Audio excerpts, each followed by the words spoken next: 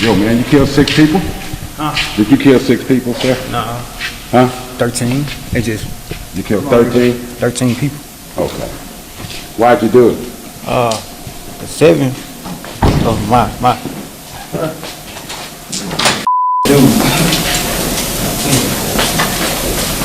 Friday night was nothing short of a nightmare for this family. 6 lives lost, 3 different locations, and the community, they're still searching for answers. Daricka Moore is accused of carrying out a deadly rampage Friday night, and it left 6 people dead.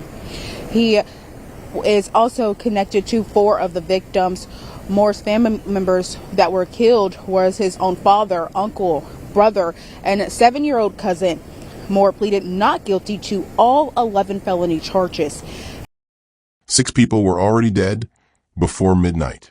3 different homes, 1 rural community, and one of the victims was a 7-year-old girl. This wasn't a random act. This wasn't a robbery gone wrong. This wasn't a stranger passing through town.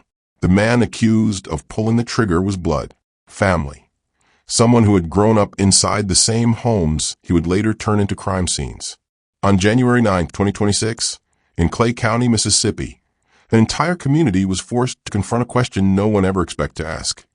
How does someone with no criminal record, no known warning signs, and no history of violence suddenly become the deadliest threat the people closest to him would ever face? The accused is Daricka M. Moore, 24 years old, born around 2000, and a resident of Cedar Bluff, a place defined by quiet roads, church gatherings, and families who have known each other for generations. By the end of that Friday night, 6 lives were gone: that a father, that a brother, that an uncle, that a pastor, his brother, and a child who never had a chance to grow up. In this episode, we are walking through the exact timeline of that night, scene by scene, decision by decision. We will examine who the victims were, how the violence unfolded across 3 locations, what investigators know, and what remains disturbingly unanswered. And, as always, we are asking the harder question. What does this case reveal about the limits of safety, the silence around mental health, and the terrifying reality that sometimes the danger doesn't come from outside, it comes from within? Before we go deeper, let me know where you're watching from, because this story didn't just shake Mississippi. It sent shockwaves far beyond it. Welcome to the Crime Anatomy. We uncover the real stories behind the nation's most disturbing cases. If stories like this matter to you, consider subscribing and turning on notifications so you never miss an episode. When they first told me, I just couldn't believe it. When they said it was my brother, I was really shocked about it. Didn't want to believe that he had got killed. Cedar Bluff, Mississippi, is not a place built for anonymity. It's rural. Fields stretch for miles. Homes sit far apart, often down dirt roads. Churches double as community centers. Family ties overlap and interlock. In places like this, people don't disappear into crowds. They are known by name, by blood, by history. Daricka M. Moore was one of those people. Before January 9th, 2026, Moore was not on law enforcement radar. There were no public records of arrests, no prior criminal history, no known restraining orders, no documented history of violence, no confirmed mental health diagnoses reported to police. Authorities would later describe him as an ordinary family member, not a known troublemaker, not someone neighbors feared, not someone police were watching. Little is publicly known about Moore's early life. His education, employment, personal relationships, and daily routines were not detailed in official reports. There were no confirmed romantic partners, no known children, no public signs of instability that had reached authorities. He lived in Cedar Bluff in Clay County, about 125 miles northeast of Jackson, near the Alabama border. A small, tight-knit area where extended families often live close together and generations share space. And that closeness would make what happened next even more devastating. Because when the violence began, it did not start with strangers. It started at home. Just before 7 p.m. on Friday, January 9, 2026, the first shots were fired inside a family mobile home on David Hill Road. Inside that home were 3 men, all related to Daricka Moore. Glenn Moore was 67 years old. He was Daricka's father.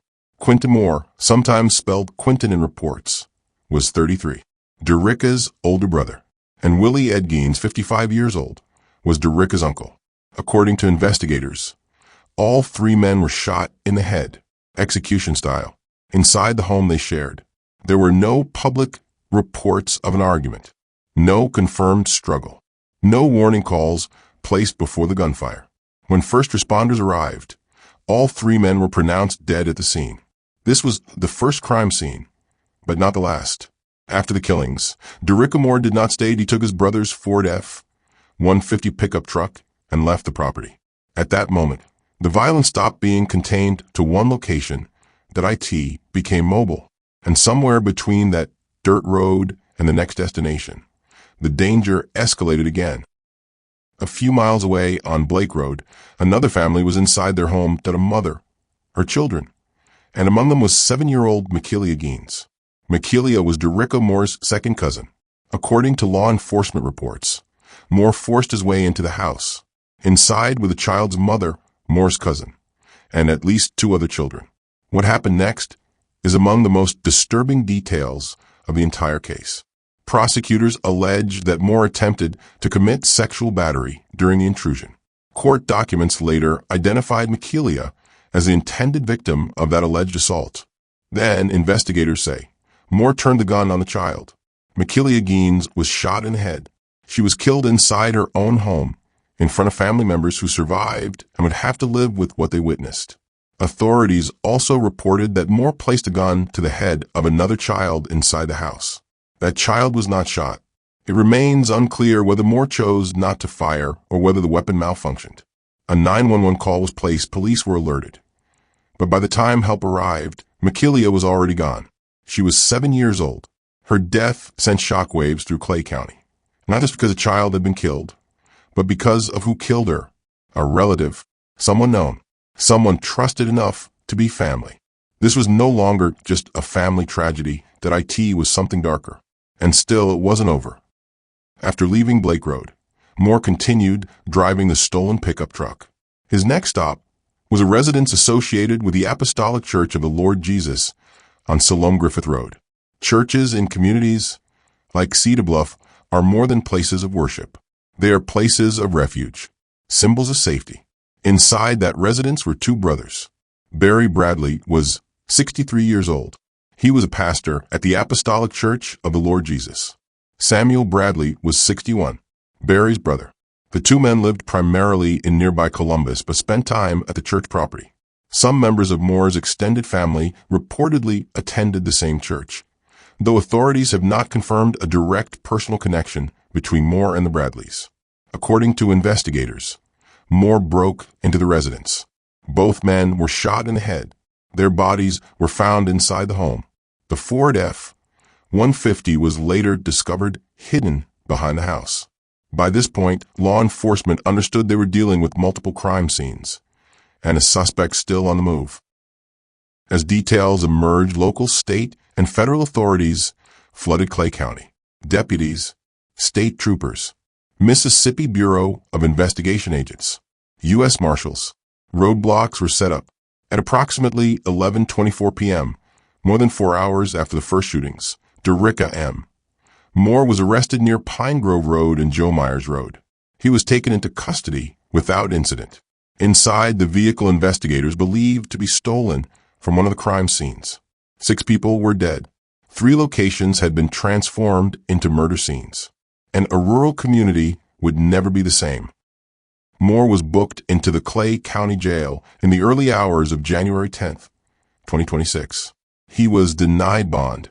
He now faces a long list of charges including 3 counts of capital murder, 3 counts of first-degree murder, attempted murder of a child, attempted sexual battery, burglary, motor vehicle theft.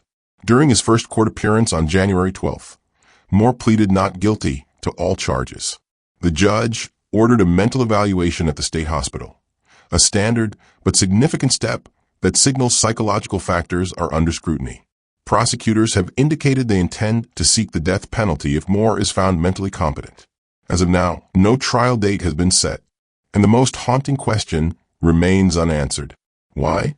There has been no public motive released, no manifesto, no explanation, just silence. Bond is denied for the man accused of killing 6 people at 3 locations during a Friday night rampage in Clay County. Daricka Moore is charged with 3 counts of capital murder, 3 counts of first-degree murder, and more charges. During his court appearance, Moore pleaded not guilty to all of the charges.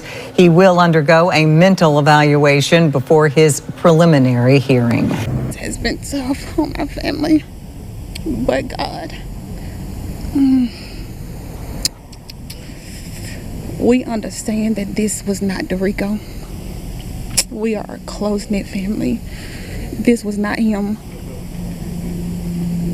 This was an attack on our family, but it was not Daricka, and we understand that. Mental health is real.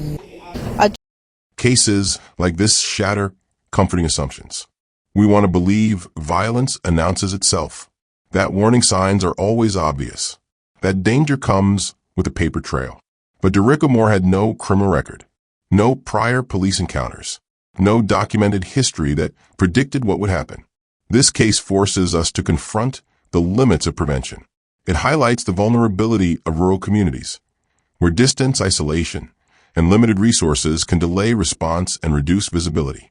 It exposes how mental health struggles can remain invisible until they explode into irreversible harm. The mental evaluation ordered after the killings raises a painful question. What if intervention had come earlier? And it underscores the importance of firearm access and storage. When weapons are available during moments of crisis, the consequences are often final. None of these realities excuse the crimes, but they demand attention, because ignoring them guarantees repetition. 6 lives were taken in a matter of hours. Glenn Moore, Quentin Moore, Willie Ed Gaines, Barry Bradley, Samuel Bradley, and 7-year-old Makilia Gaines. They were fathers, brothers, uncles, spiritual leaders, and a child whose life was just beginning. Justice in this case is still unfolding. Courts will decide guilt and punishment, but no verdict can undo what happened inside those homes. What remains is memory and responsibility. Responsibility to remember the victims as people, not just names in a headline. Responsibility to confront uncomfortable truths about violence within families and communities, and responsibility to demand better awareness, better resources, and better conversations before tragedy strikes. This is a crime anatomy. We don't just tell the story of what happened, but examine why it matters. If you believe these stories deserve to be told with depth and accountability, make sure you're subscribed. Share this video so these victims are never forgotten. And let me know in the comments, what do you think was missed before it was too late?